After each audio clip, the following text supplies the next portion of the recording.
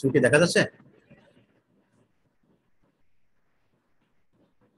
জি sir. ঠিক আছে, আমরা টার্মের আগে যেটা শুরু করেছিলাম সেখান থেকে আজকে শুরু করব ইনশাআল্লাহ। তো আমরা লাস্ট ক্লাসগুলোতে আমরা ফোর্স কনভেকশন নিয়ে মিলে কথা বলেছি। সেক্ষেত্রে আমরা কতগুলো ইকুয়েশন দেখেছিলাম, এম্পিরিক্যাল ইকুয়েশন। হ্যাঁ, সেখানে নাসেল নাম্বার একটা ইস্যু ছিল, নাসেল নাম্বার সাথে রেফারেন্স নাম্বার, স্ট্যান্ডার্ড নাম্বার, এগুলো আমরা কথা বলেছি। সাথে কত লাস্ট ক্লাসে আমরা অঙ্কও করেছিলাম। আমরা আজকে যেটা লাস্ট ক্লাসে আমরা এখানে স্ক্রিন ফ্রিকশন নিয়ে হিট ট্রান্সফার সাথে রিলেটেড একটা ইকুয়েশন আমরা লাস্ট ক্লাসে দেখিয়েছি। তোমাদের মনে আছে কিনা যে স্ক্রিন ফ্রিকশন কোএফিশিয়েন্ট সিএফএক্স, যেটা এটা local skin friction coefficient divide by 2 equals to 0.332 into Reynolds number to the power minus half. Reynolds নাম্বারটা এটা হচ্ছে লোকাল, এটাও যদি লোকাল হয় তাহলে এই যে স্ক্রিন ফ্রিকশন সেটাও লোকাল ছিল, সেই হিসেবে লোকাল। এটা আমরা লাস্ট ক্লাসে দেখেছি। তার সাথে আমরা স্ট্যান্ডার্ড নাম্বার দেখেছিলাম, যে স্ট্যান্ডার্ড নাম্বারের সাথে কি সম্পর্ক। সেটা স্ট্যান্ডার্ড নাম্বারটা ছিল যেমন ratio of the heat transfer to the fluid to the thermal capacity of the fluid. তার মানে ফ্লুইডে যে থার্মাল ক্যাপাসিটি আছে তার সাথে কার তুলনা, ফ্লুইডটা কি পরিমাণ হিট ট্রান্সফার করছে তার তুলনা, এই দুটো রেশিও বলা হচ্ছিল স্ট্যান্ডার্ড নাম্বার। তার সাথে আমরা এই ইকুয়েশনটা লাস্ট ক্লাসে দেখেছিলাম যে standard number is equals two বা লোকাল যেটা 0.332 into standard number to the minus 2/3 into Reynolds number to the half. এই সূত্রটা আমরা দেখেছিলাম। তারপরে আমরা লাস্ট ক্লাসে এখানে শেষ করে আমরা বলেছিলাম যে আমরা আজকে এখান থেকে শুরু করব। আমরা আজকে এখান থেকে শুরু করবো, সেটা হচ্ছে যে আমরা লাস্ট ক্লাসগুলো বন্ধু যা পড়েছি একটু খেয়াল করে দেখো। আমরা মেনলি সারফেসের উপর দিয়ে যখন ফ্লুইড ফ্লো হচ্ছে সেটা, তার মানে আমার এক্সটার্নাল ফ্লো আমরা যেটাকে বলছি। আমরা ফ্লুইড ফ্লো যখন বলি তখন দুই ধরনের ফ্লুইড ফ্লো হয়, একটা হচ্ছে ইন্টারনাল ফ্লো আর একটা হচ্ছে এক্সটার্নাল ফ্লো। তো মনে করো তোমার বিল্ডিং এর চারপাশ দিয়ে বাতাস চলে, এটা হচ্ছে এক্সটার্নাল ফ্লো। একটা গাড়ির চারপাশ দিয়ে বাতাস চলে যাচ্ছে সেটা হচ্ছে এক্সটার্নাল ফ্লো। পাইপের উপর দিয়ে যাচ্ছে সেটা হচ্ছে, এগুলো হচ্ছে আমাদের এক্সটার্নাল ফ্লো। আর হচ্ছে ইন্টারনাল ফ্লো, এটা মানে একটা পাইপের মধ্যে দিয়ে বা টিউবের মধ্যে দিয়ে যখন ফ্লুইড ফ্লো করছে তখন হচ্ছে ইন্টারনাল। তোমার বাসায় যে গ্যাসের লাইন, পানির লাইন, এই ধরনের যখন হিট ফ্লো করে, আমরা যখন বয়লারের মধ্যে চিন্তা করি যে water tube boiler, fire tube boiler, এই ধরনের যে ইস্যুগুলো আছে তখন আমাদের এরকম ইন্টারনাল কিছু ইস্যু চলে আসে। হ্যাঁ, সবসময় এক্সটার্নাল হবে যে তা না। আমরা আজকে প্রথমে যেটা দেখবো সেটা হচ্ছে যে ল্যামিনার ফ্লো। হ্যাঁ, টিউবের মধ্যে দিয়ে যাচ্ছে ইন্টারনাল ফ্লো কিন্তু ল্যামিনার, মানে এই পাইপের মধ্যে দিয়ে ফ্লুইড ফ্লো করবে, টিউবের মধ্যে দিয়ে ফ্লুইড ফ্লো করবে, ল্যামিনার ফ্লো। হ্যাঁ, তার জন্য আমরা হিট ট্রান্সফারটা দেখবো। তার পরবর্তীতে আমরা টার্বুলেন্টও দেখবো, দুটো দেখবো আর কি। এখানে এই যে আজকে যে টপিকসটা, এটা আমি আসলে ডিটেলস বলতে চাচ্ছি না, কারণ এটা তোমাদের 3-1-এ পড়ে আসা। আমি এখানে যে ছবিটা দিয়েছি সেই ইকুয়েশনটা আছে যেখানে, এগুলো পুরোটাই 3-1-এ তোমার হ্যাজেল প্রসেস ইকুয়েশন যেটা, সেটা তোমরা পড়ে আসছো ফ্লুইড ফ্রিকশনের সাথে। ঠিক আছে, 32 মিউ ভিএল বাই ডিএস কে যেটা ছিল সেই সূত্র তোমরা পড়ে আসছো। ঠিক আছে, সো আমরা যদি তারপরে ওয়েটিং রুমে স্যার কয়েকজন ওয়েট করতেছিল স্যার। করছে ডিসপ্লে করব না কেন? হ্যাঁ, ঠিক আছে।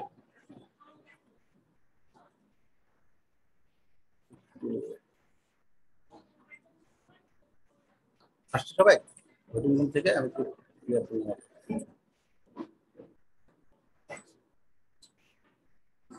ওকে, সো আমরা এই পাইপের ফ্লো আমরা এটা দেখাবো, খুব সংক্ষেপে আমি দেখাবো, কারণ আমি বললাম এটা তোমাদের 3-1-এ তোমরা পড়ে আসছো ফ্লুইড মেকানিক্সে। তো সেই ক্ষেত্রে একটু বই খুললেই তোমরা আবার পেয়ে যাবে। তো এখানে এই একটা পাইপের আমরা যেটা দেখি সেটা হচ্ছে লেন্থ হচ্ছে ডিএক্স, হ্যাঁ, এবং তোমার লেন্থ হচ্ছে ডিএক্স, আর এর ডায়ামিটার হচ্ছে আর, এবং তার সাথে আমরা থিকনেস হচ্ছে মিনিমাম একটা থিকনেস একটা ফ্লুইডের একটা, সেটা হচ্ছে ডিআর। হ্যাঁ, এবং এর মধ্যে দিয়ে ফ্লুইড ফ্লো করছে। তার মধ্যে দিয়ে ফ্লুইড যখন ফ্লো করে আমরা এখানে তার একটা হিট ট্রান্সফার যদি ধরি, তাহলে কি পরিমাণ হিট নিয়ে এসে ঢুকলো, একইভাবে কি পরিমাণ হিট নিয়ে এসে এখান থেকে বের হয়ে যাবে, সেটার একটা হিসাব করে আমরা এই ইকুয়েশনটা যেটা আছে, প্রথম যে ইকুয়েশনটা balancing the pressure force and viscous shear force, fluid এই পাশ থেকে বাম পাশ থেকে ডান পাশে মানে ইনলেট থেকে আউটলেটে যাওয়ার সময় এনার্জি ব্যালেন্সটা যদি আমরা দেখি, তাহলে এই সূত্রটা আসে। এটা ফ্লুইড মেকানিক্স বইয়ে হুবহু এইভাবে আছে। So pi r square dp মানে প্রেশার ডিফারেন্স, এটা equals to tau shear stress into twice pi r into dx area. হচ্ছে প্রেশার ফোর্স, এটা হচ্ছে শিয়ার স্ট্রেসের থেকে। হ্যাঁ, এটা ইকুয়ালস টু লেখা যায় যে twice pi r, and tau এর জায়গায় লেখা যায় যে del u by del r. ঠিক আছে, মিউ ইনটু। সো এখান থেকে আমরা এই ইকুয়েশন থেকে এই নিচের লাইনটা d u equals to 1 by twice mu r dp by dx into dr, এটাকে তুমি যদি ইন্টিগ্রেট করতে থাকো, হ্যাঁ, তাহলে তুমি যেটা পাবা সেটা হচ্ছে ইউ পাবা, u equals to 1 by 4 mu dp by dx into r square plus constant. এখানে তুমি যদি বাউন্ডারি কন্ডিশন বসাও তাহলে সেক্ষেত্রে কনস্ট্যান্টের মান আমরা বের করে আমরা বসাতে পারবো। আলটিমেটলি এই ইকুয়েশনটা আসে equals to 1 by 4 mu dp by dx into r square minus r not square. আর হচ্ছে যে কোনো পয়েন্টের, আর আর নট হচ্ছে তোমার আউটার রেডিয়াস। সেন্টার যদি হয় তাহলে সেক্ষেত্রে আমরা এই ইকুয়েশন থেকে বসিয়ে যেটা পাবো u not equals to minus r not square by 4 mu into dt by dx. এই ইকুয়েশনটা আসে, এটা হচ্ছে ম্যাক্সিমাম ভেলোসিটি, সেন্টার লাইনে ম্যাক্সিমাম ভেলোসিটি থাকে এটা। তো এই ইকুয়েশন থেকে আমরা যেটা পাই সেটা হচ্ছে ফাইনালি এই ধরনের একটা ইকুয়েশন আসে, u by u not square, u by u not equals to 1 minus r square by r not square. এই ইকুয়েশনটা আমাদের 3-1 এর ইকুয়েশনটাই আমরা এবার এখানে লিখেছি। এটা হচ্ছে প্যারাবোলিক প্রোফাইল। তোমরা ভেলোসিটি যে প্রোফাইল দেখো টিউবের মধ্যে দিয়ে ফ্লুইডের ফ্লো যখন করে তখন তার সেন্টারে ভেলোসিটি বেশি ম্যাক্সিমাম, এবং সেন্টার থেকে তুমি যদি ওয়ালের দিকে যেতে থাকো তার ভেলোসিটি গ্র্যাজুয়ালি কম, এবং ওয়ালের ভেলোসিটি আলটিমেটলি জিরো। হ্যাঁ, ওয়ালে আলটিমেটলি মানে এই আর এর মান যখন জিরো হবে তার মানে ভেলোসিটি জিরো হয়ে যাবে। ঠিক আছে, আর এর মান যখন জিরো হবে, আর এর মান জিরো মানে ওয়াল। হ্যাঁ, সেক্ষেত্রে আমরা ভেলোসিটি জিরো পেয়ে যাবো। এই ইকুয়েশনটা আমরা পেয়ে যাই। এটা হচ্ছে প্যারাবোলিক প্রোফাইল, এটা হচ্ছে আমাদের ফ্লুইডের প্যারাবোলিক প্রোফাইল। ঠিক আছে, ল্যামিনার ফ্লোর জন্য আমরা যেটা করছি। হ্যাঁ, তোমরা ফ্লুইড ইয়েতে ইউআরে যেটা করে আসছো, এরপরে আরেকটা অংশ ছিল সেটা হচ্ছে প্রেসার ডিফারেন্স, এবং সেই প্রেসার ডিফারেন্সের পর থেকে তোমরা করেছো সেটা হচ্ছে তোমার এনার্জি লস যেটা। ঠিক আছে, আমরা কি কারণে এনার্জি লস হচ্ছে সেই এনার্জি লসটা করে দিই, হেড লস যেটা তোমরা করে আসছো ফ্লুইড মেকানিক্স। এটা আমাদের আগের পড়া, সেজন্য আমি এটা ডিটেলসে গেলাম না। আমরা এখান থেকে যদি শুরু করি হিট ট্রান্সফার প্রসেস, আমরা এখানে দুটো কন্ডিশন হতে পারে। হ্যাঁ, আমরা এর আগের ক্লাসগুলোতে বলেছি যে দুটো কন্ডিশন আমাদের সবসময় প্র্যাকটিক্যালি যখন আমরা ক্লাসগুলো দুটো কন্ডিশন করে, একটা হচ্ছে কনস্ট্যান্ট হিট ফ্লাক্স, আর হচ্ছে কনস্ট্যান্ট সারফেস টেম্পারেচার। তার মানে তুমি যখন কোনো হিট ফ্লো করছে, তুমি আইদার তোমাকে ধরে নিতে হবে যে সারফেসের টেম্পারেচার সবসময় কনস্ট্যান্ট, তাহলে কি পরিমাণ হিট ট্রান্সফার হচ্ছে। আরেকটা হতে পারে আমি হিট ফ্লাক্সটা কনস্ট্যান্ট করে দিলাম, হিট সোর্স থেকে যে হিটটা আসছে সেই হিটটাকে আমি কনস্ট্যান্ট করে দিচ্ছি, তার উপরে বেসিস করে আমি হিট ট্রান্সফারটা করি। দুটো কেস হতে পারে সবসময়, এটা মনে রাখবে, দুটো কেস হবে সবসময়। একটা হচ্ছে কনস্ট্যান্ট হিট ফ্লাক্স, আর একটা হচ্ছে কনস্ট্যান্ট টেম্পারেচার। ঠিক আছে, আমরা প্রথমে যেটা দেখাচ্ছি সেটা হচ্ছে constant heat flux. So heat ফ্লাক্সে যদি আমরা দেখি, যদি হিট ফ্লাক্স হয় তার মানে হিট ফ্লাক্স যেহেতু কনস্ট্যান্ট, তার মানে আমরা ধরে নিচ্ছি যে এক্স অক্ষ বরাবর তার কোনো গ্রেডিয়েন্ট হবে, কারণ যেহেতু এটা কনস্ট্যান্ট তার ডিফারেন্সিয়েট করলে এটা জিরো হবে। তাহলে আমরা ডি কিউ ডব্লিউ মানে ওয়াল থেকে যে কোনো হিটটা যাচ্ছে কনস্ট্যান্ট হিট ফ্লাক্স, সেটা কনস্ট্যান্ট বলে আমরা এই বিষয়টা লিখতে পারি। এখন heat flow conducted into the annular element. এখন তুমি যখন পাইপের মধ্যে দিয়ে যখন ফ্লুইড ফ্লো করবে, সাপোজ মনে করো একটা স্টিম ফ্লো করছে, আমরা স্টিম টারবাইনের জন্য বা স্টিম জেনারেটর থেকে যখন হিটটা যাবে, ফ্লোটা যাবে, স্টিম যদি ফ্লো করে পাইপের মধ্যে দিয়ে, তখন দু ধরনের কেস হবে এট দ্য সেম টাইম। একটা হচ্ছে হিটটা তোমার রেডিয়ালি যাবে, রেডিয়ালি গিয়ে সে ওয়ালের সারফেস দিয়ে সে ওয়াল থেকে এটা এনভায়রনমেন্টে চলে যাবে, যেখানে আমরা ওই যে ক্রিটিক্যাল থিকনেস সহ আনুষঙ্গিক বিভিন্ন কথা বলেছি। এটা একটা কেস। আরেকটা জিনিস হবে যে এটা কনভেক্টিভ হবে, একটা হচ্ছে এখানে কনভেক্টিভ হবে, কনভেক্টিভ হিট ট্রান্সফার হবে, এবং একটা সেম টাইম এখানে কন্ডাকশন হবে, হিটটা যখন ট্রান্সফার হচ্ছে দুটো মোডে হবে, কন্ডাকশনের মোডে হবে, কনভেকশন মোডে হবে। সো আমরা প্রথমে যেটা heat flow conducted into the annular element, মানে রেডিয়ালি যেটা যাচ্ছে সেটা যদি আমরা ধরি তাহলে সেটা d q r heat flux যেটা আছে, হিটটা রেডিয়াল বরাবর যাচ্ছে, যেটা equals to k a del t by del x. আমরা সেইখান থেকে এই 1 নম্বর ইকুয়েশনটা লিখতে পারি যে k twice by r dx del t by del r. এই জায়গা থেকে আমরা এই সূত্রটা লিখতে পারি। আবার এই কন্ডাকশনের মাধ্যমে হিট কিছু বের হয়ে চলে যাবে, ওয়াল দিয়ে বের হয়ে চলে যাবে আউটার মানে অ্যাম্বিয়েন্টে। সেই ক্ষেত্রে আমরা বলতে পারি যে এই আর পরিমাণ ডি আর পরিমাণ যখন বাড়বে, সেই ক্ষেত্রে এই রেডিয়ালি যেটা চলে যাচ্ছে যে twice by k r plus d r, এই রেডিয়াসটা সে কস করলো, এবং তার সাথে ডিএক্স, এবং এর সাথে আমরা del t by del r plus del square r del r square into t r. যেহেতু রেডিয়ালি যাচ্ছে হিট ট্রান্সফারটা, তার একটা সেকেন্ড ডেরিভেটিভ আমরা এখান থেকে পেয়ে যাবো। ঠিক আছে, এখান থেকে আমরা এই 2 নম্বর ইকুয়েশন পেলাম। তাহলে নেট যেটা হবে সেটা যে আমরা যদি বলি নেট কনভেক্টিভ হিট আউট, যেটা নেট কনভেক্টিভ হিট যদি আমরা ধরি, সেটা হবে আবার যে কনভেকশনের মাধ্যমে যেটা যাবে সেটা হচ্ছে twice by r dr rho u cp del t by del x into dx. তো এটা আমরা করে আসি, এটা হচ্ছে স্পেসিফিক হিট, আমরা হিট ক্যাপাসিটি থেকে এটা আমরা নিয়ে আসছি। ঠিক আছে, সো এই ইকুয়েশনটা আমরা টোটাল কনভেক্টিভ হিট ট্রান্সফারকে আমরা ইজি ফর্মে এখানে লিখি।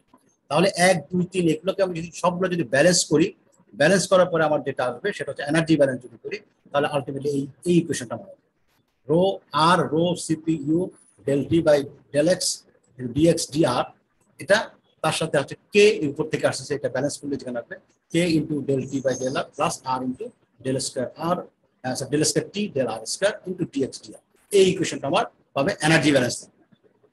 সো এই ইকুয়েশনটাকে আমি এখন যদি সলভ করা শুরু করি, সলভ করলে আগের মতোই আমরা যে ভেলোসিটি করেছি সেভাবে যদি আমরা সলভ করা শুরু করি, তাহলে এই ইকুয়েশনটা প্রথমে আমরা পাবো 1 বাই ইউ আর হ্যাঁ, তো ডেল বাই ডেল আর আর এইভাবে আমরা ইকুয়েশন পেয়ে যাবো। সো এখানে আমরা যদি ধরে নেই যে del t by del r del x, এটা আমরা ধরে নিয়েছি যে কনস্ট্যান্ট, কারণ যদি আমরা ধরে নেই যে we already assume that heat flux at the wall is constant, so the average fluid temperature must increase linearly with x।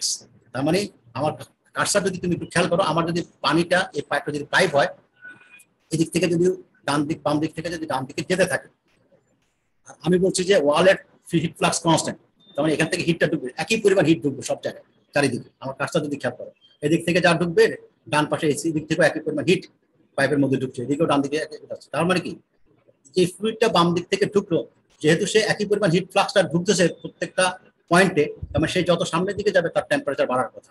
সেটাই বলা হচ্ছে we already assume heat flux at wall is constant, so average fluid temperature must increase linearly with x, মানে linearly বাড়বে, যেহেতু x অক্ষ বরাবর বাড়তেছে তার মানে টেম্পারেচার গ্র্যাজুয়ালি বাড়বে। হ্যাঁ, ঠিক আছে, টেম্পারেচার বাড়বে। সো আমরা এখান থেকে লিখতে পারি যে del t by del x equals to constant, কারণ যেহেতু এটা লিনিয়ারলি বাড়বে তার মানে একটা কনস্ট্যান্ট হবে। তুমি যদি এক্স ওয়াই গ্রাফ প্লট করো, এক্স বাড়ার সাথে সাথে টেম্পারেচার বাড়ছে, এক্স বাড়ার সাথে সাথে টেম্পারেচার বাড়লো, ওয়াই অক্ষ টেম্পারেচার, এক্স অক্ষ আমার হচ্ছে ডিস্টেন্স বা লেন্থ। তাহলে কি হবে, এক্স বাড়ার সাথে সাথে টেম্পারেচার বাড়বে, তুমি একটা স্ট্রেট লাইন পাবা, লিনিয়ারলি যেহেতু একটা স্ট্রেট লাইন পাবা। স্ট্রেট লাইন পেলে কি হবে, ঢাল পাবা, ঢাল মানে স্লোপ, মানে ওয়াই অক্ষ মানে ওয়াই বাই এক্স বা ডিওয়াই বাই ডিএক্স ঢাল পাবা, তার মানে t del t by del x এটা একটা ঢাল, তার মানে একটা কনস্ট্যান্ট হয়ে যাবে। সেটাই এখানে বলা হয়েছে যে যেহেতু টেম্পারেচারটা বাড়বে আমরা একটা কনস্ট্যান্ট পেয়ে যাবো। এখন আমরা যদি this means the temperature profile will be same at the various x position, এখানে আবার আরেকটা জিনিস মিন করে, দিস মিনস যেহেতু টেম্পারেচারটা বাড়তে থাকবে একইভাবে একটা লিনিয়ারলি, তার মানে এর যে প্রোফাইলটা আমরা পাবো, আমরা যখন বাম দিক থেকে ডান দিকে যাব, মানে যেহেতু লিনিয়ারলি বাড়তেছে, এই যদি 2 গুণ বাড়ে তারপর একটা 3 গুণ বাড়তেছে, তারপরটা 4 গুণ বাড়তেছে, আমি যদি এক্স অক্ষ বরাবর যাই তার মানে এই প্রোফাইলটা সেম হবে। তার প্রত্যেকটা পয়েন্টের আমরা টেম্পারেচারের প্রোফাইল যেটা পাবো সেটা একই রকম হবে, প্রত্যেকটা পয়েন্টের টেম্পারেচারের প্রোফাইল একই রকম হবে। সেটা এখানে বলা হয়েছে যেহেতু এটা লিনিয়ারলি বাড়বে, সেই ক্ষেত্রে আমরা এক্স অক্ষের পজিশন চেঞ্জ হওয়ার সাথে সাথে টেম্পারেচার বাড়বে। তার মানে আমি আবার একটু কথাটা একটু ক্লিয়ার করি এখানে, যে বাম পাশে মনে করো সাপোজ টেম্পারেচার 20 ডিগ্রিতে ঢুকলো, ওয়ালের ফ্রি হিট ফ্লাক্স আছে, তার মানে টেম্পারেচার বাড়বে। আমি ধরলাম যে প্রতি 1 মিটারে 1 ডিগ্রি বাড়বে, কথার কথা, তাহলে 20 থেকে 1 মিটার বাড়লো 21 হলো, 1 মিটারও বাড়লো 22-এ, হ্যাঁ এটা 22 হলো, তারপর 23 হলো, এরকম হবে। তার মানে কি এই যে বাড়লো, তার মানে এই যে এটা যদি বাড়ে এইভাবে একই লিনিয়ার প্রোফাইলে, তার নিচের সাইডে এই যে সেন্ট্রাল লাইনে যে পানি বা ফ্লুইড আছে তার যে টেম্পারেচার, তার একটু নিচে বা তার একটু করে যে ফ্লুইড আছে তারা কিন্তু ওই লিনিয়ারলি বাড়বে, লিনিয়ারলি বাড়বে। তার মানে কি প্রত্যেকটা পয়েন্ট এক্স অক্ষের তুমি 2 সেন্টিমিটার সামনে গিয়ে তুমি যদি টেম্পারেচার প্রোফাইল নাও সেটা যেরকম দেখতে হবে, আবার 4 সেন্টিমিটার সামনে গিয়ে তুমি যদি টেম্পারেচার প্রোফাইল দেখো দেখতে একই রকম হবে, দেখতে একই রকম হবে, প্রোফাইলটা একই রকম, প্রোফাইলটা একই রকম হবে। সেটাই বলা হচ্ছে যে this means the temperature profile will be same at various x position. আমরা এই বাউন্ডারি কন্ডিশনগুলো যদি ইমপ্লিমেন্ট করি এখানে, তাহলে আর কিছু যখন 0 মানে রেডিয়াস সেন্টারে, সেক্ষেত্রে আমরা ডেল টি বাই ডেল আর এভাবে যদি সবগুলো বসাই, আলটিমেটলি আমরা এখানে কয়েকটা ইকুয়েশনে সলভ করলে, আমি ডিটেলসে যাচ্ছি না, এখানে আমরা ফাইনালি এই integration cover temperature T equals to এটা পাবো। ঠিক আছে, এখানে একটা C1 আর C2 আমার আননোন রয়ে গেছে যেটা কনস্ট্যান্ট। এই জিনিসটাকে আমি আবার যদি বাউন্ডারি কন্ডিশনে বসাই, অ্যাপ্লাইং বাউন্ডারি কন্ডিশন, এবং সেক্ষেত্রে আমরা C1 এর মান 0 পাবো, C2 এর মান আমরা এখানে TC পাবো, এবং সেক্ষেত্রে আমরা আলটিমেটলি এই 5 নম্বর ইকুয়েশনটা পেয়ে যাবো। সো টিসিটা হচ্ছে সেন্ট্রাল লাইনের টেম্পারেচার, যে ফ্লুইড যেটা ফ্লো করলো পাইপের মধ্যে দিয়ে তার টেম্পারেচার যেটা, সেটা সেন্ট্রাল লাইন টেম্পারেচার, সেটা হচ্ছে টিসি। সো আমরা এই ধরনের ইকুয়েশনটা পেয়ে যাবো।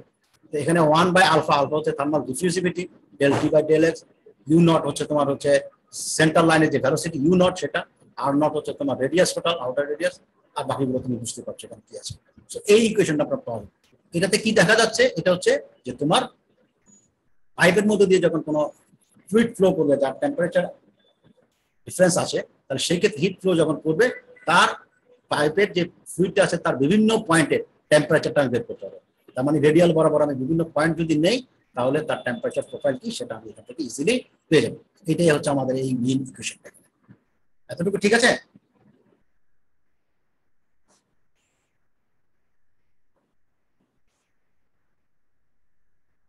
হ্যালো,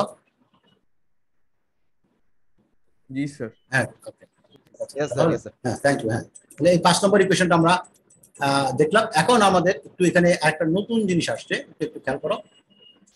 এখানে একটা বাল্ক টেম্পারেচার বলে একটা টার্ম ইউজ করা হচ্ছে। এটা একটা ইম্পর্টেন্ট ইস্যু। বাকি আগে যেটুকু বললাম সেটা তুমি ইজিলি হয়তো ক্লিয়ার করতে পারবে, বই দেখেও ক্লিয়ার করতে পারবে, কনসেপচুয়ালি অনেক কিছু করা সম্ভব। এখানে নতুন আমরা একটা টার্ম ইউজ করছি, সেটা হচ্ছে বাল্ক টেম্পারেচার। ঠিক আছে, এখন এটা কি জিনিস আমি সেটা এক্সপ্লেন করার আগে আমি আগে জিনিসটা দেখাই। ইন দ্য টিউব ফ্লো, মানে পাইপের মধ্যে দিয়ে বা টিউবের মধ্যে যখন ফ্লুইড ফ্লো করছে, যেটা হিট ট্রান্সফার হচ্ছে, এখানে লোকাল হিট ট্রান্সফার কোএফিসিয়েন্ট যেটা এইচ, সেটা আমরা যদি বের করি তাহলে সেটা আমরা সূত্রটা লিখতে পারি যে কিউ ডাবল প্রাইম, তার মানে পার ইউনিট এরিয়াতে লেখা আছে q double prime is equals to h into delta t. এই ডেল্টা টি কে আমরা লিখছি টি ডাব্লিউ মাইনাস টিভি। এই ডেল্টা টি কে আমরা লিখছি যে টি ডাব্লিউ মাইনাস টিভি। সো টি ডাব্লিউ তো আমরা খুব ইজিলি বুঝি, টি ডাব্লিউ হচ্ছে আমাদের যে ওয়াল টেম্পারেচার। কিন্তু এই যে বি লিখলাম, এই বি তে বোঝানো হচ্ছে বাল্ক টেম্পারেচার। এই বি তে বোঝানো হচ্ছে বাল্ক টেম্পারেচার। আমরা অন্যান্য সময় যখন আমরা সারফেসের উপর দিয়ে যখন ফ্লুইড ফ্লো করছি তখন আমরা টি ইনফিনিটি দিয়েছি, কিন্তু আমরা যখন ফ্লুইডের টিউবের মধ্যে দিয়ে বা পাইপের মধ্যে যখন ফ্লুইড যাবে তখন আমরা টিবি লিখছি। এই টিবিটা হচ্ছে বাল্ক টেম্পারেচার। তো বাল্ক টেম্পারেচারটা কি আসলে তুমি একটু খেয়াল করো। আমরা এই যে একটু আগে দেখলাম, কনসেপ্টটা ক্লিয়ার করবো। এই যে আমরা একটু আগে দেখলাম, দেখো আমরা যখন প্লেটের উপর তোমার উপরে মানে তুমি যেখানে বসে আছো তোমার সামনে যে টেবিলের উপর দিয়ে যখন বাতাস যাচ্ছে, ওয়ালের টেম্পারেচার একটা আছে, আবার অ্যাম্বিয়েন্ট টেম্পারেচার আছে। এটা তো আমরা বুঝতেছি, আমরা ওয়ালের টেম্পারেচার টি ডব্লিউ ধরেছি, অ্যাম্বিয়েন্ট টেম্পারেচার টি ইনফিনিটি ধরেছি, আমার হিট ট্রান্সফার হচ্ছে। কিন্তু আমি যখন পাইপের মধ্যে দিয়ে যাব, আমার যে ওয়ালের যে সারফেসে যে হিটটা আছে আর পাইপের মধ্যে তার সব জায়গার টেম্পারেচার কিন্তু সেম না। আমরা এই যে ইকুয়েশনটা 5 নম্বর ইকুয়েশন যেটা দেখছি, দেখো এখানে আমার কিন্তু একটা টেম্পারেচার প্রোফাইল আমরা পাচ্ছি। তার মানে আমরা সেন্টারে একরকম টেম্পারেচার পাবো, আবার গ্র্যাজুয়ালি আস্তে আস্তে যদি পাইপের ভিতরে সেন্টার লাইন থেকে আমি উপরে বা নিচে যাই বা ডানে বামে সামনে পিছনে যাই, আমার টেম্পারেচার কিন্তু ভ্যারি করছে। তার মানে টেম্পারেচারটা কনস্ট্যান্ট না, টি ইনফিনিটি না কিন্তু। তার মানে প্রত্যেকটা লোকেশনে তার টেম্পারেচার কিছু না কিছু ভ্যারি করে। এই যে ভ্যারিয়েশন আছে, তাহলে হিট ফ্লাক্সটা আমরা মানে হিট ট্রান্সফারটা আমরা কিভাবে কোন টেম্পারেচার সাথে হিসাব করবো? আমরা যদি ডেল্টা টি বলবো, কার সাথে হিসাব করবো? একটা হচ্ছে টি ডব্লিউ, তো আমার ঠিক আছে ওয়াল টেম্পারেচার, কিন্তু ভিতরে কোন ফ্লুইডের টেম্পারেচার নেবে? এটা কি সেন্ট্রাল লাইনের টেম্পারেচার, নাকি তোমার কোনো পার্টিকুলার লোকেশনের টেম্পারেচার বা পার্টিকুলার ডিস্টেন্সের কোনো লোকেশনের টেম্পারেচার? এটা কিন্তু ডিফাইন না। এটার জন্য যেটা করা হয় সেক্ষেত্রে আমরা একটা অ্যাভারেজ ইন্টিগ্রেটেড করে আমরা টেম্পারেচারটা বের করি। সেইটার জন্য আমাদের একটা ইকুয়েশন আসছে, সেটা হচ্ছে বাল্ক টেম্পারেচার। টিবি হচ্ছে বাল্ক টেম্পারেচার। এটা ক্যালকুলেট করতে হয় বা করবো আমরা এইভাবে।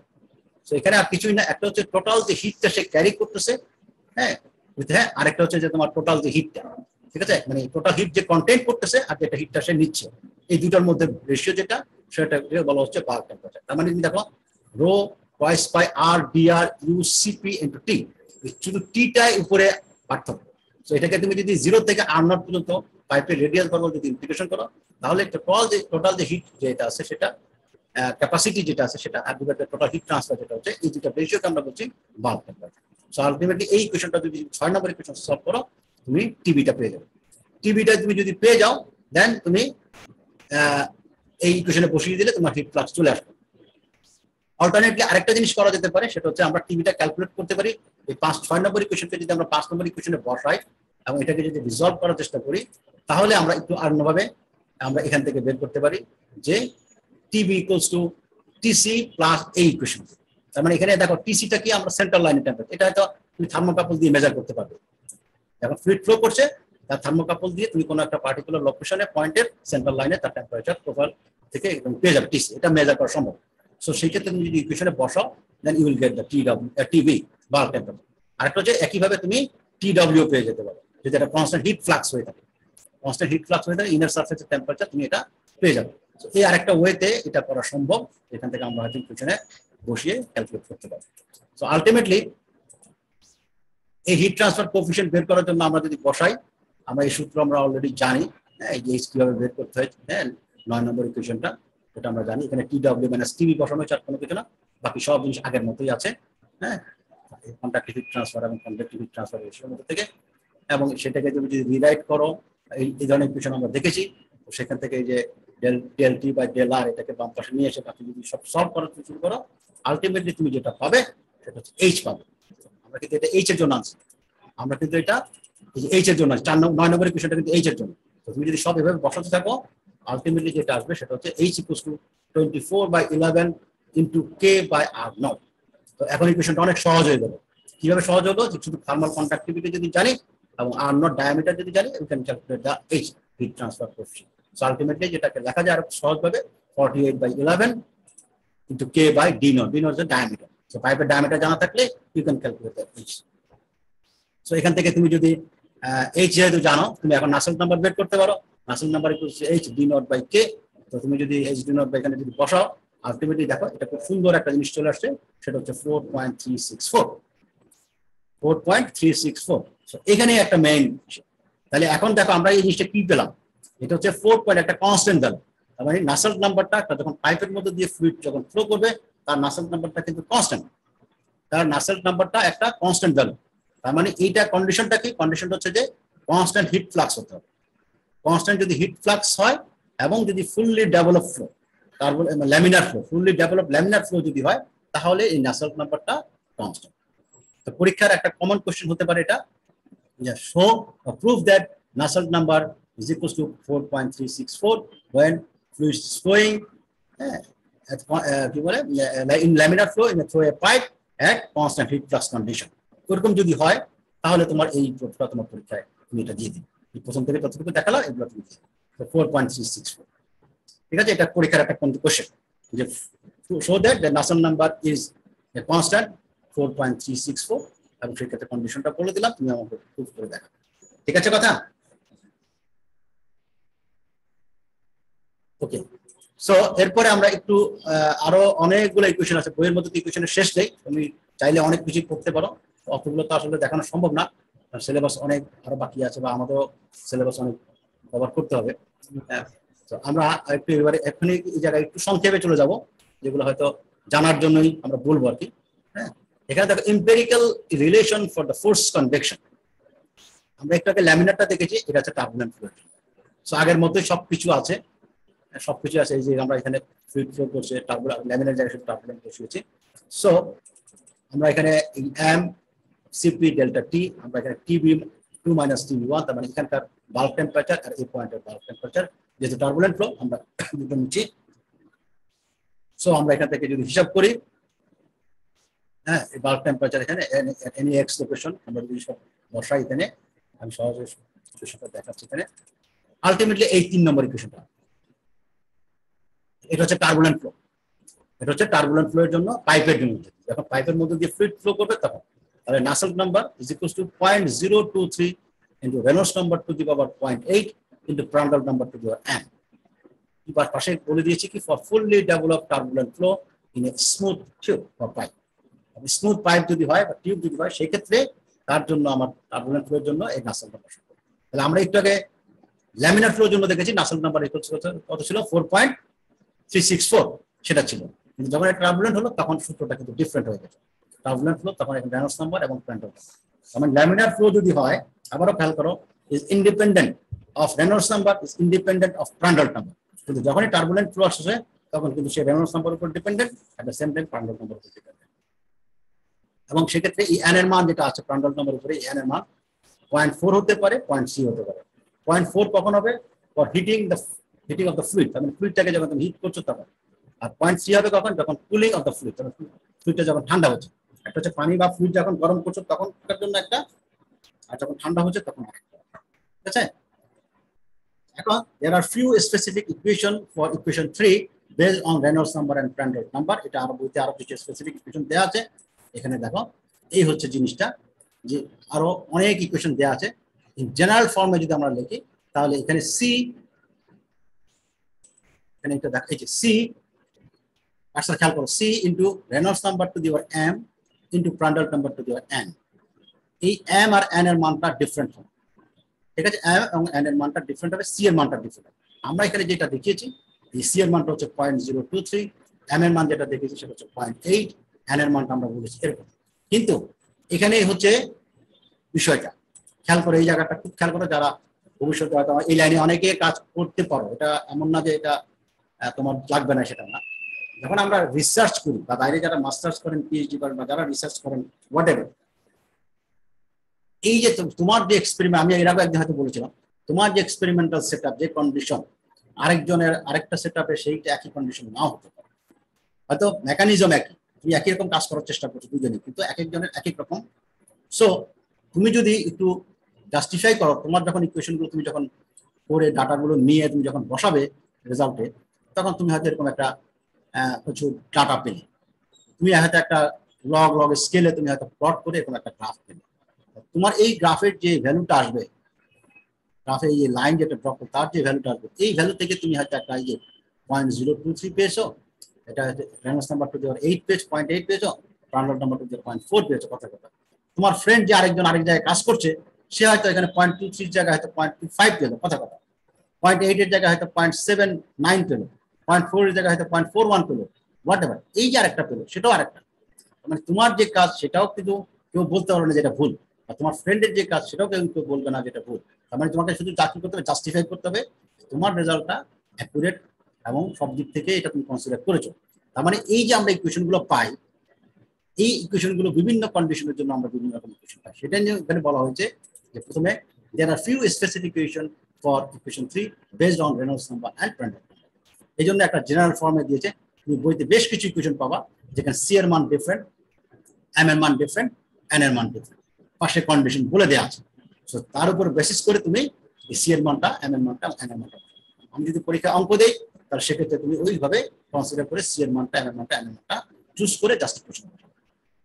কথাটা ক্লিয়ার হয়েছে? এখন এখানে কয়েকটা আর একটু স্পেসিফিক কেসে যদি যাই, যেমন বলছে if there is a wide temperature variation in the flow and it causes the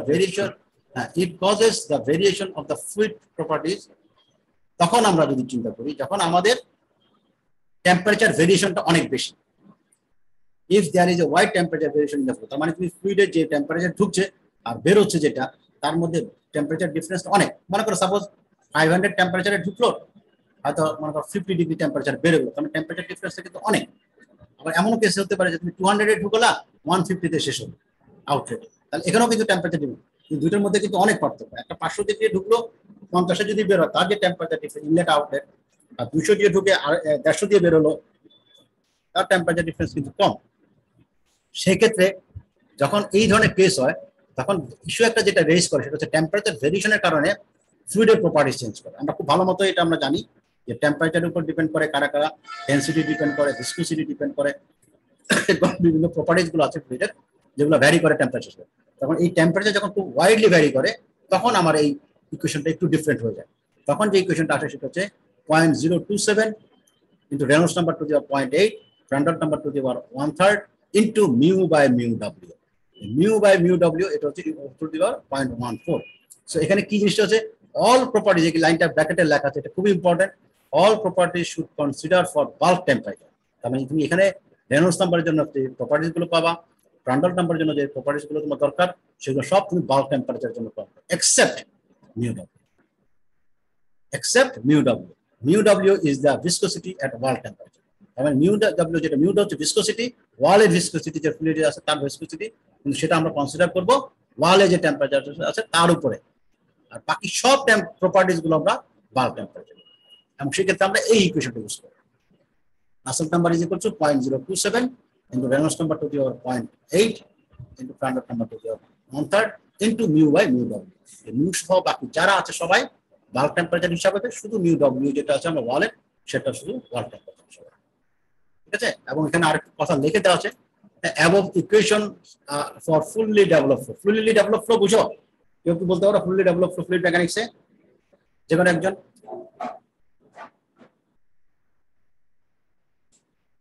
fully developed flow কেউ কি এক্সপ্লেইন করতে পারবে? ভেলোসিটি প্রোফাইল স্টেবল হয়ে যায় একটা পর্যায়ে। হ্যাঁ, ভেলোসিটি প্রোফাইল একবারে ভেলোসিটি প্রোফাইল যখন একটা পর্যায়ে স্টেবল হয়ে যায়। হ্যাঁ, ভেরি গুড।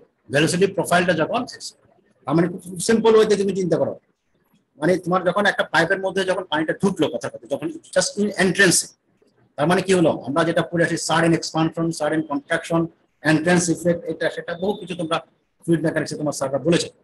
যখনই ঢুকলো তখন তার যে স্ট্যাটাস, সেইটা স্টেবল হতে কিছু সময় লাগে। তার মানে সে অ্যালং দা পাইপ যখন সে ফ্লো করবে, তার এই জিনিসটা প্রোফাইলটা চেঞ্জ হবে। চেঞ্জ হতে হতে হতে এক পর্যায়ে শেষে এমন একটা অবস্থা হবে, তারপর আর প্রোফাইলটা চেঞ্জ হবে না, স্টেবল হয়ে যাবে, একই প্রোফাইলে যাবে, ভেলোসিটি প্রোফাইলটা একই রকম হবে। ঠিক আছে, যে ওয়ালে ভেলোসিটিটা 0, সেন্টারে তার ভেলোসিটি ম্যাক্সিমাম, আবার ওয়ালে ভেলোসিটি 0, এইভাবে সে একইভাবে প্যাটার্নে সামনের দিকে যেতে থাকে। এই যে স্টেবল হলো, এই জায়গাটাকে বলা হচ্ছে ফুললি ডেভেলপ। যতক্ষণ পর্যন্ত সে স্টেবল হচ্ছে না, ওই জায়গাটাকে বলা unstable, not fully develop. So তুমি যখনই কোনো ফ্লুইড রিলেটেড যখন কোনো কাজ করবে, ফ্লুইড ফ্লো মাথায় রাখতে হবে এটা ভবিষ্যতের জন্য, এবং এখন যে তোমাকে কিন্তু সকল কিছু যখন করবা এনশিওর করতে হবে যে ফুললি ডেভেলপ ফ্লো। তুমি যদি ফুললি ডেভেলপ ফ্লোর জন্য কোনো যদি কনসিডার না করো, তোমার পুরো মানে স্ট্যাটাসে যে ইকুয়েশন গুলো থাকবে, রেজাল্ট থাকবে, সবই তোমার ইনভ্যালিড পর্যায়ে চলে যাবে। তোমাকে এনশিওর করতে হবে এটা ফুললি ডেভেলপ ফ্লো। আমরা একটা থাম্ব রুল ইউজ করি, যে মনে করো ডায়ামিটার যদি মনে করো ডি হয়, ডায়ামিটার যদি ডি হয়, তাহলে এই ফুললি ডেভেলপ ফ্লো হওয়ার জন্য তাকে অন্তত 8 টাইমস ডি এই জায়গা পার হওয়ার পরে তাকে ফুললি ডেভেলপ। তার মানে তোমার যদি সাপোজ মনে করো 1 সেন্টিমিটার ডায়ামিটারটা তুমি যদি পাইপ নাও, তা তুমি ধরে নিতে পারো যে এন্ট্রান্স থেকে শুরু করে 8 সেন্টিমিটার পরে গেলে তারপর সে ফুললি ডেভেলপ, তার আগ পর্যন্ত কিন্তু সে ফুললি ডেভেলপ না। তার মানে একটা থাম্ব রুল হচ্ছে যে অ্যারাউন্ড 8 ডি, ডায়ামিটার 8 গুণ লম্বা দূরত্ব কভার করার পরে গিয়ে সে ফুললি ডেভেলপ। তারপরে তুমি যতই যাও সেখানে সে ফুললি ডেভেলপ, একই প্যাটার্ন থাকে। তার আগে তুমি যদি ডাটা নাও, তার আগে যদি তুমি ক্যালকুলেশন করো, that will give you wrong information. ঠিক আছে, সেটাই আমরা এখানে বলছি যে এই ইকুয়েশনগুলো সবগুলোই অল ইকুয়েশনস আর ফুললি ডেভেলপ ফ্লোর জন্য। But in general at the entrance flow is not develop, যেটা আমি একটু বললাম। কনসিডারিং দিস, এখন তুমি যদি এখানে এই এন্ট্রান্সে যে যদি ডেভেলপ না, এখন এটাকেও তুমি যদি কনসিডার করতে চাও, তাহলে একটা এম্পিরিক্যাল ইকুয়েশনটা, এম্পিরিক্যাল মানে কিন্তু এক্সাক্ট ইকুয়েশন, এম্পিরিক্যাল ইকুয়েশন হচ্ছে যে আমরা একটা অ্যাপ্রক্সিমেট একটা ইকুয়েশন আমরা বলি। এই এম্পিরিক্যাল ইকুয়েশনটাকে তখন আমরা এইভাবে বলি যে Nusselt number equals to 0.036 into Reynolds number to the power 0.8, হ্যাঁ, তার সাথে আছে প্রান্ডল নাম্বার টু দি পাওয়ার 1/3, তার সাথে আবার লেখা আছে d by l into power whole to the power 0.055। তাহলে একটু আগে দেখো এই ইকুয়েশনটা ছিল মিউ বাই মিউ ডব্লিউ, এখন যেটা লিখছি সেটা হচ্ছে ডি বাই এল। এই জায়গাটা মাথায় রাখতে হবে যে কোনটা কোন কার জন্য। এখানে কিন্তু আমরা বলছি এন্ট্রান্সটাকে আমরা কনসিডার করছি। In general, at the entrance flow is not developed. I'm considering this issue. তার মানে এন্ট্রান্সটাকে তুমি যদি কনসিডার নাও, তাহলে এই ডি বাই এল আসছে। এবং সেক্ষেত্রে কি বলা হয়েছে যে ডি বাই এল মানটা হচ্ছে লিমিট 10 থেকে শুরু করে 400-র মধ্যে হতে হবে। এই কন্ডিশনে তোমার পাইপের ডায়ামিটার এবং লেন্থ যদি তোমার জানা থাকে, তুমি যদি এই রেঞ্জের মধ্যে যদি পাও, then you can consider this equation. 400 কম হয় এবং 10-এর বেশি যদি হয়, তাহলে তুমি ইকুয়েশন কনসিডার। এরপরে আবার এই ইকুয়েশনটা যেটা একটু আগে আমরা দেখলাম, সেটাকে আরেকটু যদি মডিফাই করা যায়, মোর accurate for turbulent flow in a smooth pipe. এখন স্মুথ পাইপের মধ্যে যখন টার্বুলেন্ট ফ্লো হবে, তখন নাসেল্ট নাম্বারের জন্য আমরা আরো অ্যাকুরেট ইকুয়েশন যদি বসাতে চাই, তাহলে সেক্ষেত্রে F/8 into Reynolds number into Prandtl number divide by যে 1.07 plus 12.7 into F/8 whole to the half into Prandtl number to the power 2/3 minus 1 plus এই যে মিউ বি, মানে বি মানে হচ্ছে বাল্ব টেম্পারেচার জন্য যেটা করা হচ্ছে, by mu W whole to the power n। এই n এর মান আবার দেয়া আছে যে 0.11 হতে পারে যেটা যখন TW is greater than TB, 0.25 হতে পারে যখন TW is less than TB, n equals to 0 যখন কনস্ট্যান্ট হিট ফ্লাক্স হবে গ্যাসের ক্ষেত্রে। সেই ক্ষেত্রে এইটা আমরা বসাতে পারি। এই ক্ষেত্রে তুমি দেখো এই এফটা কি, এফটা কি মনে আছে? আর মনে পড়ে না? এই যে লিখে রাখছি এখানে, বা 15 আছো স্যার ফ্রিকশন ফ্যাক্টর। হ্যাঁ, ফ্রিকশন ফ্যাক্টর। এতক্ষণ লাগে কেন? ফ্রিকশন ফ্যাক্টর, ফ্লুইড ফ্লোতে আমরা মুড়ি ডায়াগ্রামে ফ্রিকশন ফ্যাক্টর দেখি। স্যার ফ্রিকশন ফ্যাক্টর, হ্যাঁ, ফ্রিকশন ফ্যাক্টর। এই ফ্রিকশন ফ্যাক্টরটা আমরা বের করে, আমরা রেনল্ডস নাম্বার থেকে বের করে ইজিলি বের করতে হবে মুড়ি ডায়াগ্রাম থেকে, সেই ফ্রিকশন ফ্যাক্টর। সো আলটিমেটলি যখন আমাদের টার্বুলেন্ট ফ্লো হবে এবং স্মুথ পাইপ হবে, অ্যাকুরেট যদি আমরা চাই, তাহলে সেক্ষেত্রে আমরা ইকুয়েশন দিই। ঠিক আছে, তার জন্য কিছু কন্ডিশন দেওয়া আছে। সো পরীক্ষায় ইকুয়েশন মুখস্থ করা আবারও কোনো দরকার নেই, আমি আবারও বলতেছি এই ইকুয়েশনগুলো দেওয়া থাকে। কিন্তু কথা হচ্ছে এই যে আমি অনেকগুলো ইকুয়েশন আজকে দেখালাম, কোন জায়গায় কোন ইকুয়েশন লাগবে এইটা তোমাকে কিন্তু জানতে হবে। এই ইকুয়েশনটা কোনটার মানে পারপাসটা কি সেটা তোমাকে জানতে হবে, আদারওয়াইজ তুমি কিন্তু বসাতে পারবে না। আমি তোমাকে অঙ্কটা এমন ভাবে দিলাম যে তোমাকে এই ইকুয়েশন দিয়ে তুমি যদি বলো যে আমি এই ইকুয়েশন দিয়ে সলভ করবো, হ্যাঁ, আবার উপরে যে ইকুয়েশন আছে এটা দিয়ে সলভ করা যেতে পারে, কিন্তু কোনটা দিয়ে সলভ করলে কোন কন্ডিশনে সেটা তো তোমাকে জানতে হবে। ইকুয়েশন আমি এটাও দিয়ে দিলাম পরীক্ষার কোশ্চেনে, নিচেরটাও দিয়ে দিলাম, কিন্তু তোমাকে তো জানতে হবে যে কোন ইকুয়েশন কোন পারপাস ইউজ হয়। ঠিক আছে, তাহলে আমরা এখানে এটা দেখলাম। তো এগুলা এই জিনিসটা তো আমরা ফ্লুইড মেকানিক্সে পড়ে আসি, এফ এর মানটা এভাবে বের করা যেতে পারে। So in that case we can solve this equation. ঠিক আছে, এছাড়া আরো যদি অ্যাকুরেট চাও এমপিরিক্যাল ইকুয়েশন অনেক ইকুয়েশন আমি তো বলেছি যে empirical equation for fully developed laminar ফ্লোর জন্য আমাদের দিচ্ছে আমরা যে ল্যামিনার আকারে আলাপ করেছিলাম সেখান থেকে আরো ডিটেইলসে যদি আসি তাহলে এই ইকুয়েশনটা যায় আমরা বলেছিলাম যে যদি টার্বুলে ল্যামিনার হয় হিট ফ্লাক্স হয় তাহলে সেক্ষেত্রে আমার 4.326 ছিল কনস্ট্যান্ট ভ্যালু আর যদি এটা ল্যামিনার ফ্লো কিন্তু এটা আমার কনস্ট্যান্ট ওয়াল টেম্পারেচার আগেটা ছিল কনস্ট্যান্ট হিট ফ্লাক্স এখন যদি কনস্ট্যান্ট ওয়াল টেম্পারেচার হয় তখন এই ইকুয়েশনটা এরকম ডিটেইলসে চলে আসে হ্যাঁ সেক্ষেত্রে এই যে একই রকম যে ডি বাই এল একটা আছে এই ধরনের একটা ইস্যু হয়ে গেছে 3.66 প্লাস এই যে পরে আছে তোমার 0.6068 হ্যাঁ তারপর তোমার প্যান্ডাল নাম্বার এই জিনিসটা আছে তো এটা কার জন্য যখন এটা কনস্ট্যান্ট হিট ওয়াল টেম্পারেচার কনস্ট্যান্ট টেম্পারেচার আগে যেটা দেখিয়েছিলাম না এই ক্ষেত্রে হ্যাঁ সেটা হচ্ছে তোমার constant heat flux Reynolds laminar ফ্লোর জন্য এটাও ল্যামিনার ফ্লোর মাঝখানে যেটা দেখলাম সেটা হচ্ছে টার্বুলেন্ট ফ্লো এখানে একই রকম আরো সিম্পলিফাই এইটাকে আরো সিম্পলিফাই করে দেওয়া হয়েছে simpler form of empirical equation for laminar flow is proposed by Sieder and Tate টেটের মধ্যে এটা আসছে সেটা হচ্ছে Nusselt number is equal to 1.86 into Reynolds number into Prandtl number to the 1/3 L by D to the 1/3 and mu by mu W এটা হচ্ছে 0.14 তাহলে তুমি দেখো একই ধরনের চেহারার ইকুয়েশন এই মিউ বাই মিউ এল তুমি কিন্তু টার্বুলেন্ট ফ্লোর জন্য পেয়েছো একই রকম জিনিস তুমি কিন্তু ল্যামিনার জন্য দেখছো তাহলে কোনটা কোন ইকুয়েশন সেটা তোমার কিন্তু ক্লিয়ার রাখা দরকার ঠিক আছে এখানে একটা জিনিস শুধু মাথায় রাখতে হবে যে ফর নন সার্কুলার আমরা যেহেতু পাইপ বলছি বারবার সার্কুলার পাইপ ডায়ামিটার আমাদের জানা আছে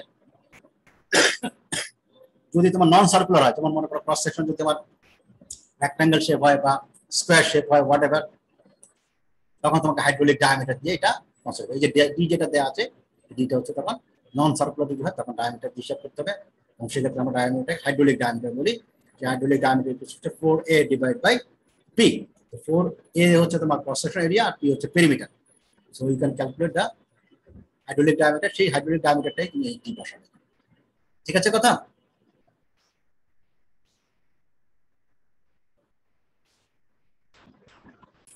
হ্যালো স্যার হ্যাঁ ঠিক আছে Yes, sir. ঠিক আছে তাহলে আরো যদি কোনো কোয়েরি আছে এখানে